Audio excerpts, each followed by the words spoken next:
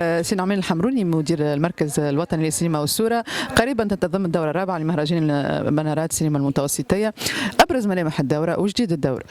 هو أبرز ملامح الدورة كما تعرفوا أنه باش نقوموا بتنظيم منارات في العاصمه، في حمام النفوه، في حلق الواد في مرحله ثانيه، ثم باش نمشيو لعديد الولايات، تقريبا 8 ولايات اللي هي ساحليه، باش تكون فيها معناها عروض سينمائيه، وزاد كيف ايفونتويلمون استدعاء المخرجين ويكون هناك لقاءات حواريه مع الجمهور الحاضر. الحاجه الثانيه المميزه للدوره هذه هو ورشه كتابات اللي باش تضم معناها مجموعه من السينمائيين والكتاب الحاملين المشاريع، واللي باش يتم تأطيرهم من خلال هذايا سكريبت دكتور معناها، وباش يتم خلالها معناها تطوير الاعمال الفنيه نتاعهم.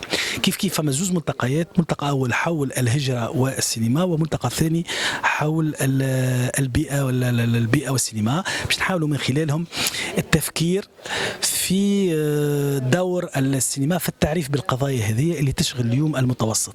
هذه اهم الملامح تاع الدوره. البرمجه، نحكي شويه على البرمجه باش يكون فما 8 افلام طويله تمثل دول المتوسط، من تركيا، من مالطا، فرنسا، بالاضافه الى افلام تونس، وبالاضافه الى افلام المئويه اللي كيف تقريبا 10 افلام قصيره باش يتم عرضها، واللي هي تمثل معناها السينمائيين خاصه الشبان، منهم السينمائيين التونسيين الشبان اللي باش يتم كذلك عرضها خلال الدوره هذه.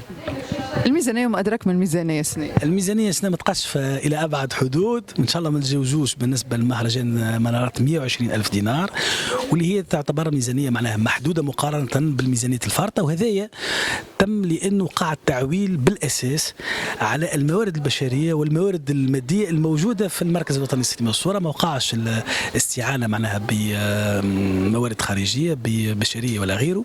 معناها ركزنا، حاولنا ان احنا نستغلوا الموارد نتاعنا، وهذا اللي مكننا في الحقيقه من بلوغ الميزانيه هذه التقديريه.